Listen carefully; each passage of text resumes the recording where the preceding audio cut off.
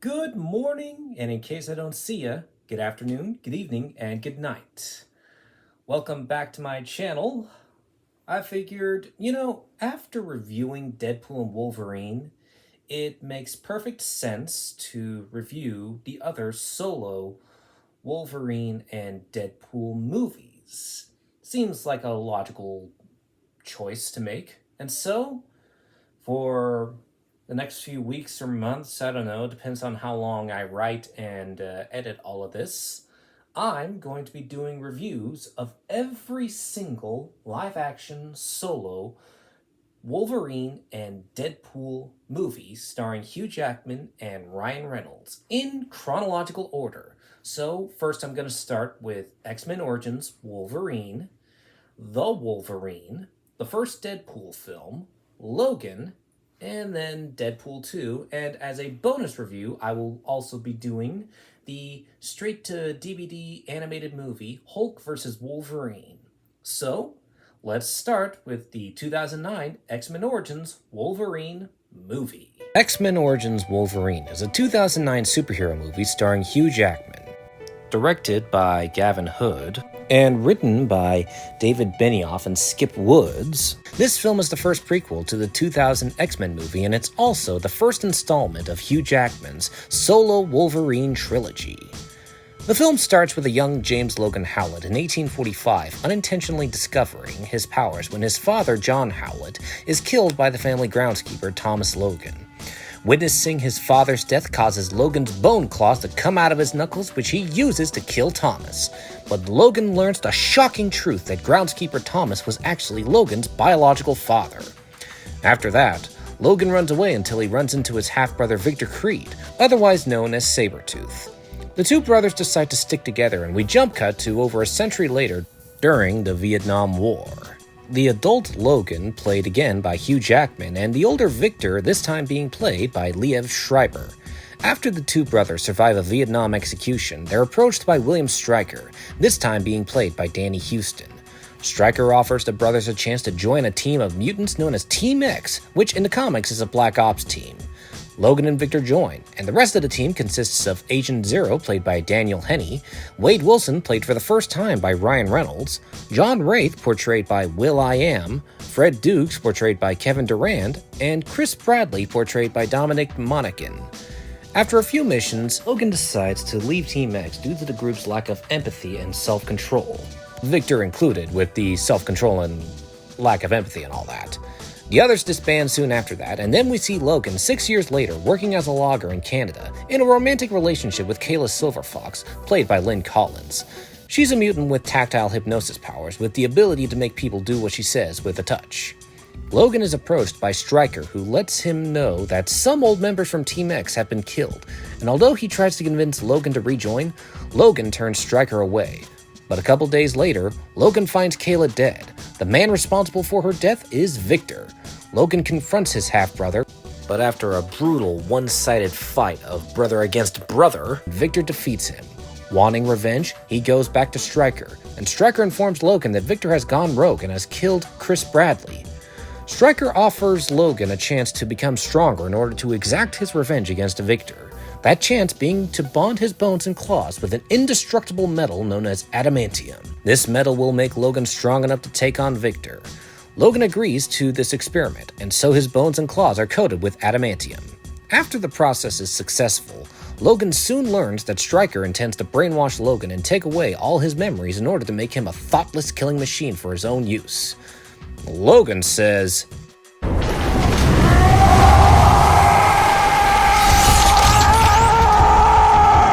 and yeets out of there.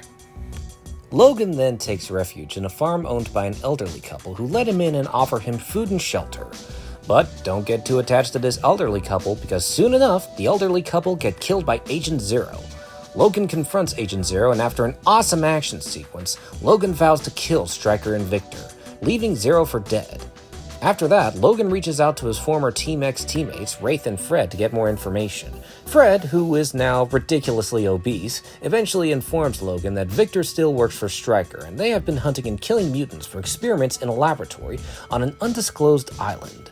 Dukes also mentions that there was only one mutant who managed to successfully escape alive, and that mutant was Remy LeBeau. Yes, folks, X-Men Origins Wolverine was the live-action debut of the Cajun mutant Gambit, who's played by Taylor Kitsch in this version.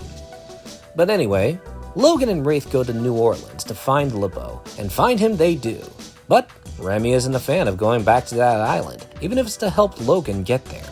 Suddenly, Sabretooth comes in and Logan and Wraith fight him.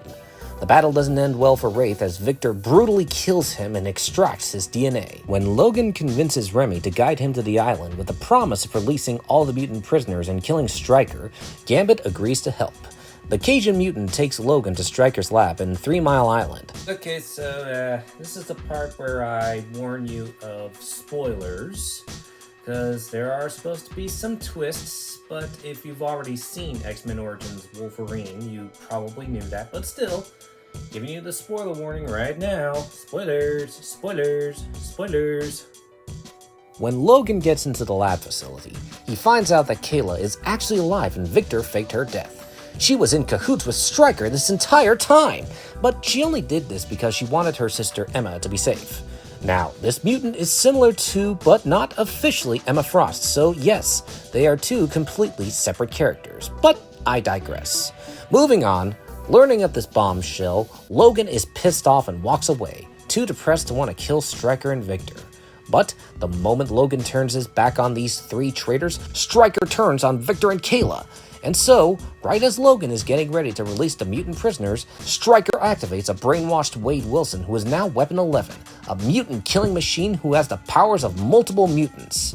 Deadpool, he is not. And then Weapon 11 gets killed by Deadpool. I'm just kidding, though I'm sure a lot of us wish that actually happened. I'll rant about this bastardization of a beloved character later. Logan and Victor fight Weapon 11, while Kayla helps free the mutant prisoners, who are then rescued by a fairly young Charles Xavier, played again by Patrick Stewart. Kayla gets wounded by Stryker, and meanwhile, Logan and Victor successfully decapitate and defeat Weapon 11. After defeating Weapon 11, Logan comes back to the wounded Kayla with the intent to get her medical attention, but then Stryker shoots Logan in the head with adamantium bullets. Before Stryker can kill Kayla, she uses her mutant powers to make Stryker turn around and literally walk away until his feet bleed and then continue walking. Talk about a fate worse than death. Stryker complies and then Kayla succumbs to her wounds, dead. Logan regains consciousness, but he officially has amnesia. He can't remember diddly squat. He looks at his dog tags, which have his name Logan and Wolverine. And then he walks away, trying to remember who he is. But that's not all! In a mid-credits scene, Stryker is detained for questioning regarding the murder of General Munson, who I forgot to mention was killed by Stryker. In the final post-credits scene, we see Weapon 11 having survived the decapitation as his hand grabs his severed head, shushing at the audience. Now, I have very mixed feelings about this movie. I was 12 years old when I first watched this film in theaters, and I did like it. But as I've grown older, as much as I want to still love this film, it's become harder and harder to overlook the many cinematic flaws of X-Men Origins Wolverine. I don't mind watching it on reruns, though. I shouldn't really fault the actors and director and script writers for how poor this film turned out. X-Men Origins Wolverine suffered a lot of studio interference from Fox. Production suffered a lot of delays, the script wasn't finished, and director Gavin Hood clashed a lot with Fox executives over the direction of how the film should work. And the final product really shows how much of a mess it is. But I think even every bad film has some elements that work, so I'll try to balance out the bad with the good. I'll first talk about what doesn't work, and then I will talk about what does work. Now, the special effects are hit or miss at best, let's be honest, and the biggest offender is Wolverine's adamantium claws. I don't fully understand why they couldn't bring back practical claws on set. It would have been more convincing than these cartoony-looking claws. I can't believe that this film was released a year after Iron Man and the Incredible Hulk. They almost feel like they were made in a different decade, Wolverine's adamantium claws. I mean, Bruce Banner's transformation into the Hulk in that 2008 movie holds up a lot better than these dumbass claws. Hell with it. The first time we ever saw Wolverine's claws in the 2000 X-Men movie were far better looking than the 2009 movie. Look at this 2000 clip. It looks like a great marriage between practical and CG effects, and for a film that was released in 2000, I'd say those effects still hold up in my opinion. A lot more time and effort should have been put into making the adamantium claws more convincing, realistic, and believable.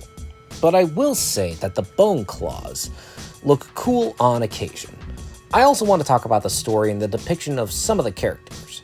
The story's your basic run-of-the-mill revenge action story, and it serves its purpose for the most part.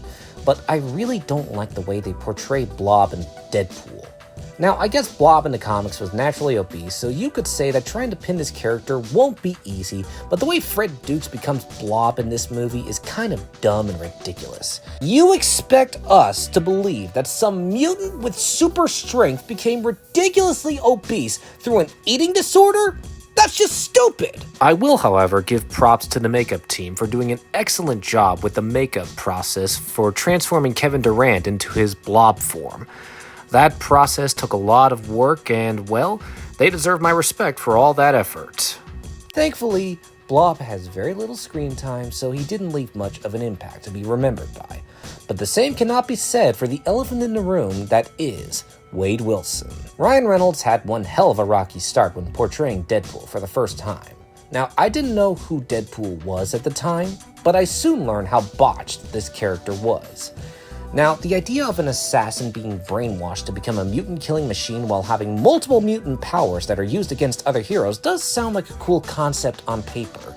We've seen similar characters like that, such as Amazo for DC Comics. But you can't do that to Wade Wilson, otherwise known as Deadpool. And why in the red and black fuck would you have Wade Wilson's mouth sewn fucking shut? I mean, I get that there is sort of an irony to this scene, and it does lead to this funny line from Wolverine. Stryker finally figured out how to shut you up. Deadpool is best known for being a talkative character and for being childishly silly. That's what we love about him. I don't know if it was maybe the Fox executives who decided to include Deadpool into this movie and then have his mouth sewn shut for the film, but did these executives ever fucking read a Deadpool comic book? Did the director even bother to read a fucking comic book with Deadpool in it? Did the two writers even fucking bother? This was such a bastardization of a beloved character that it took a time-traveling retcon to give Deadpool a well-deserved clean slate that straight up ignored the events to what transpired, which is for the better. I hate this version of Deadpool. Fans of Deadpool hate this version of Deadpool. And so, this was a bad way to make a first impression on a character like Deadpool. Thankfully, he's gotten better.